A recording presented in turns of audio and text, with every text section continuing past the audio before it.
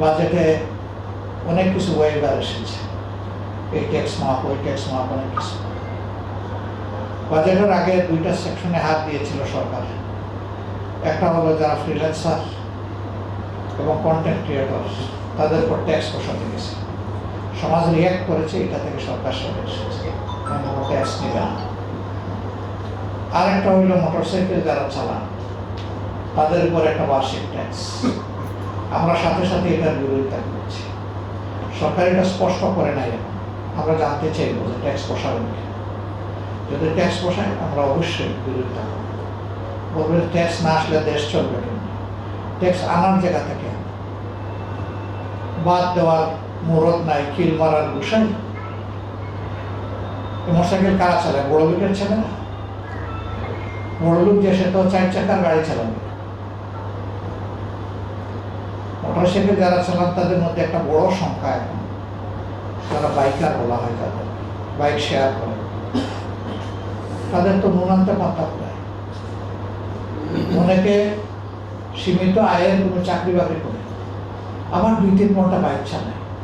এটা কি শখে চালায়? পেটের আগুন নিবানোর জন্য, ক্ষুধার আগুন নিবানোর জন্য এই বাইক চালায়। আপনি তার উপর ট্যাক্স বসাই দেবেন, এটা কোন ধরনের কথা? ট্যাক্স বসান যাদের উপর বসানো হবে। এদেশে আমরা বিশ্বাস করি 1 কোটি মানুষ ট্যাক্স দেওয়ার মতো আছে, তো মাত্র 34 লাখ দেয় এখানে। যারা দেওয়ার তাদের কাছে নিয়ে যান। আবার দুঃখের বিষয়, মানুষকে 3টা ট্যাক্স দিতে হয়। একটা সরকারি ট্রেজারিতে, আরেকটা দিতে হয় যারা ট্যাক্স কালেকশন করে তাদেরকে, আরেকটা দিতে হয় চাঁদাবাজদেরকে। ট্যাক্সে একটা করেন, একটা করলে ট্যাক্সের পরিমাণ দ্বিগুণ হয়ে যাবে। ট্যাক্সের মার্জিন কমায় দেন, ট্যাক্স কালেকশন বেড়ে যাবে। ট্যাক্স জনগণের কাছ থেকে নিয়ে আবার জনগণকে সেবা দেন, জনগণ তখন স্বতঃস্ফূর্তভাবে ট্যাক্স দেবে। ট্যাক্সের জন্য আগে পরিবেশ তৈরি করুন, তখন ট্যাক্স পাইতে কোনো সমস্যা হবে না, স্বেচ্ছায় জনগণ ট্যাক্স দেবে। আমাদের দেশের মতো ভালো মানুষ খুঁজে পাওয়া কঠিন। সমাজে যদি কোনো গরিব